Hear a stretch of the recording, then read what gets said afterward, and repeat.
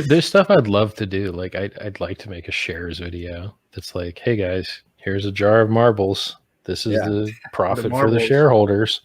And here's the jar of marbles that shows who's got shares. And then here's your little jar. And then, your little jar is this percentage of this jar. And so then you get that percentage of this thing.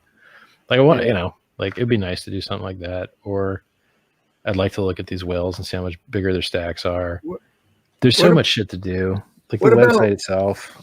What about this, Richard? When crypto's done a shitty job of advertising to the general public. Obviously Bitcoin doesn't do it. I mean, just by word of mouth. Have you looked into marketing techniques? Like how is crypto going to get its adoption, its real adoption to the general public versus people following in? The same way the scams did. So there's been very, very, very successful multi-billion-dollar scams that sold people fake cryptocurrency. You do the same shit, but sell them a real cryptocurrency. Yeah. I'm not an expert on it. I don't know how the Plus token guys got all their fucking users, and I don't know how the Cloud token guys got all their users, and I don't know how these fucking other Ponzi's that are spamming up the goddamn ETH chain, making the fees too high, getting their fucking users. But they're getting them somewhere, and they're getting them somewhere that I can't tell because I don't see their ads. So wherever those fuckers are advertising, it'd be cool if someone put a Hex ad right next to them and beat their ad, because our price performance is better than theirs. Our security is better than theirs. Our project is done. We should be out competing and shitting on those people where they're getting their users. So I wish someone would fucking let me know, like, hey, where are the ads for those motherfuckers? Where are they getting their users? Yeah. Because their users are getting robbed by those scams. Maybe they would prefer something better. Yeah, I found that like selling Hex or telling people about Hex is a lot easier to people, to no coiners, than it is to actual cryptocurrency people, because they understand like, oh, I get more, and they're not so jaded by cryptocurrencies that they're like, you're just a scam. Like they actually come into it with an open mind that like you're gonna help them out, and if they somewhat trust you, or I think that the burning, they got burned so bad in 2017 that on the ICOs that anything right now is just, that's why you see Ian Bellina, he used to be I don't know about ICO, but he was the shill king for all of these real shit coins. And like now he's a Bitcoin maximalist. It's like everyone is now, which makes me want to go the other way. Yeah. Everyone is a Bitcoin maximalist now. Me too. Everyone. Yeah. Well, what do you think that means? Yeah. It means that they emptied their bags, they emptied their wallets, and they don't have enough dry powder to buy anymore. And they sold whatever else they had. So whatever they did have, they reduced. They don't have sell pressure to sell anymore. And it's like you look at the ETH BTC chart, and it looks like it could go up. Yes, it's a faster, superior product that's more secure and has more features. And so in an ideal world, ETH would be more valuable than Bitcoin. And right now it's not. It's 10% the value of Bitcoin. So, there's a chance that Ethereum, the ETH BTC pair, could see a lot of gain, and it hasn't had its futures moment yet because I haven't listed it yet. So it could pump for a CME list like Bitcoin did. So there's potential there. Now, guess what? The Hex price and the Ethereum price are related, very tightly related, because the liquidity in Uniswap, that $10 million of liquidity that's sitting there, binds the two together. And so if no one else ever performed a trade, the fact that you could always swap your Hex for Ethereum right there, it makes it so that the prices move together. Now we've outperformed like 92x or 85x or something over Ethereum in the last 6 months, some window, like 4 of the 6 months or something. But it's good to know. It's like I'd rather have the dominant trading pair for Hex be the ETH pair in this macro environment than the BTC pair, right? Because I think ETH has more potential and is a superior product. Do you think it would harm the crypto space as a whole if ETH flipped Bitcoin? No, I don't think it'd be good. You'd have people with faster transactions and more powerful network, better mining ecosystem, more friendly. Hard as that is to believe, they are more friendly. Yeah, like I think that would be good for the world. Now you would want to see more ATMs support ETH, because right now they just kind of support Bitcoin. But I mean, really, what percentage of the ecosystem is the ATM? 2%, 1%. Pitiful amount. It's got anonymity on it. Yeah, like I think the world would be a better place if he flipped Bitcoin. And I think it'd be better still if Hex flipped ETH and Bitcoin. Why not? Damn straight. Yeah. It's got superior game theory to both. It's got superior price performance to both. It's got a superior feature set to both. Most of the value in an ecosystem accrues at the endpoints, and so Ethereum to Hex is just a dumb pipe. Yep. All the actual buying and holding that accrues the value happens at the endpoint, which is Hex itself. People that are building all these things on top of Hex, they're not building them on top of ETH. They could, but they're choosing not to. So all those games that you see built on top of Hex, they could have been built on top of ETH, but they didn't. They used Hex as their inputs. And that's interesting to me. I didn't predict that would happen, but it did. Yeah. I just kind of predicted people would do normal kind of DeFi stuff with Hex as the input. I didn't expect there to be a gaming ecosystem built on top of Hex, but it happened. It's like, fuck. Cool. And I didn't know that would happen. Like, I had no idea that would happen. Toucan Air came out what, a month after we released? It was quick. Fast. It was quick, yeah. Yeah, it was. I had no idea that would happen. Yeah, it was really quick. I think people, they don't understand the way that value accrues and stratifies in an ecosystem and an economy. And it usually happens at the endpoints. Your cable company brings Netflix to you, and Netflix is worth more than your cable company. Your internet service provider brings Amazon's website to you, but Amazon is worth more than your internet service provider. Amazon ships packages to you through the post office, but Amazon is worth more than the post office.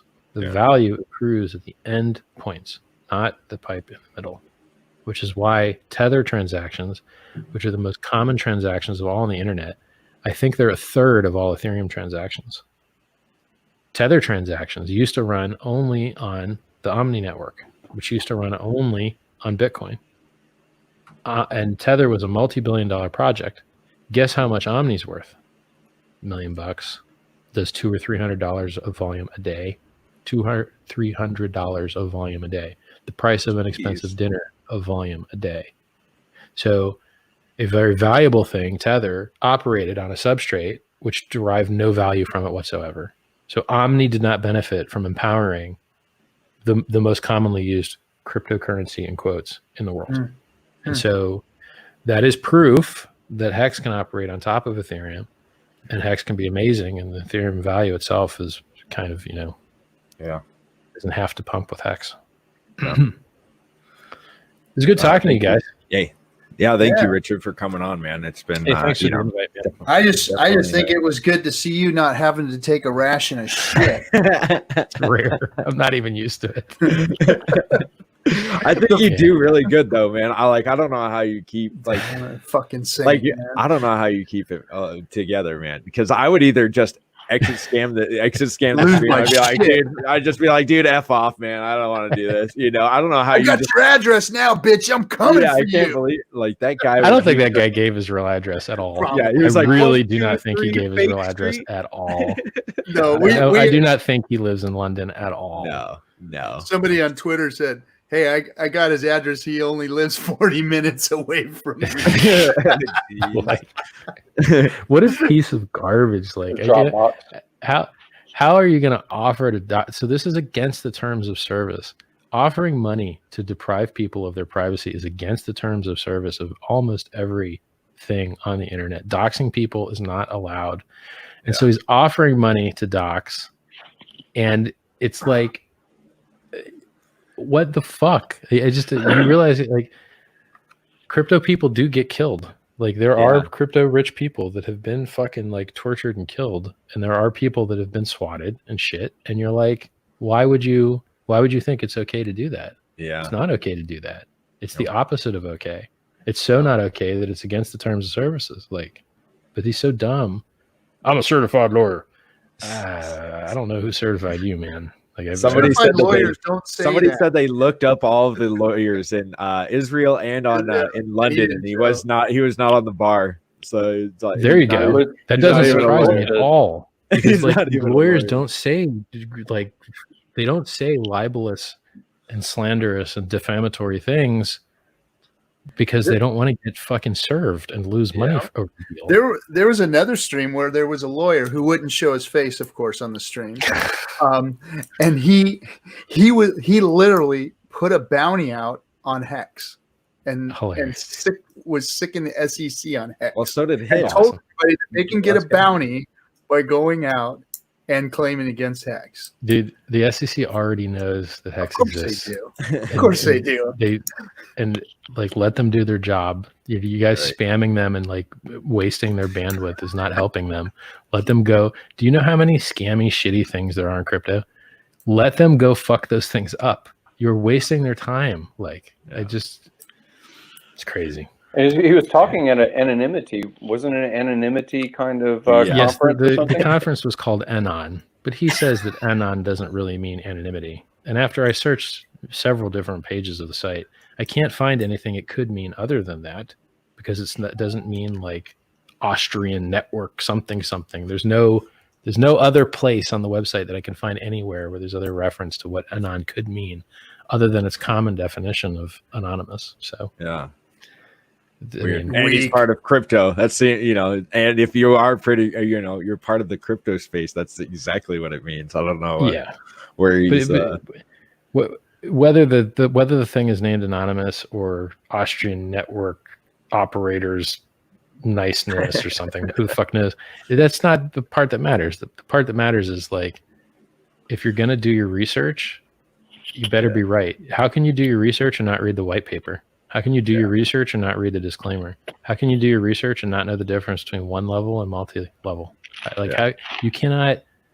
Yeah, he didn't even know what that was. He didn't even know that. He didn't realize that. And then I don't know if he didn't know if Hex was not a multi-level or if he just didn't know what a multi-level was. Imagine being so prepared for getting your ass demolished verbally that you put on safety goggles and you're like, we're not going to talk about anything else in the industry. So no analogies, no industry standards. We're just, no other coins. Okay, we're not going to talk about other coins. Oh, that was great. And then he talks about the Ethereum. He just talks about Ethereum. Right. What about and then I call him stupid, and he's like, "No cursing." I'm like, calling you stupid is not cursing. You're stupid. Like cryptocurrencies were designed to move value. It was totally scripted. He had no real comebacks. Everything was scripted. He was, strong and wrong. And then you just demolished him as he just like looked into, he had the 1,000-yard stare at the last. Yeah, I think at the end, he might have actually started to understand that he was wrong. Is the funny part? He's like, shit, this thing sounds pretty good. How do I sign my Bitcoin? I need to claim. What was that link again? That's hilarious. Send him a rough link. Hey, everybody watching, listen. Hex is doing a 24-hour fucking stream here. Click his ref link. Show him some love. Hell yeah. Press like. Press subscribe. He works hard as hell, and he doesn't waste his money. He's a family man. Hook him up. It was really good talking to all you guys. Thank you. I watch your content. I watch all of your guys' content, except Funding Jim, because I think this is the first content he's made. It's been a while. He does message. We'll have him on now. Yeah. All right, guys. See you, man. All right, brother. We'll see you, man. Hey, so Ministry of Hex, was it Ministry of Hex that said that? Where is it at? There was a VZ Reality gave us 10 great stream, boys. Thanks, Hexo, RH, and crew. Thank you, VZ Reality, for the $10. Who was bagging on my gogs? Where are they at? Oh, dude. Where they at? I'm coming at them. Please, can you call RG3 out on his sunglasses indoors? Star code. Here it is. So check this out. Check this out. These are fucking spectacles. I need them to see. Angry tonight. Spectacles. Yeah. These are my spectacles. Oh, it's funny, Jim. Looking sleepy. Yeah, it was. We've been up for a long time. It's late. I've got 1 hour work, so I'm gonna crash. All right. Well, can you guys hear? We can hear you. Hey, take care of the Funding Jim. It was nice seeing you, man. Yeah, let's see you again. Anytime you're doing a stream, I'll try and pop Good on. talking to you, brother. Yeah, take care, Funny Jim. See you. Hey, take care. Let's see. Get me on stream. Oh, Ministry of Hex. You want to get on stream? Sorry, guys. I haven't been. Is he looking there? at it. Ministry of Hex. Oh, shit. Dude,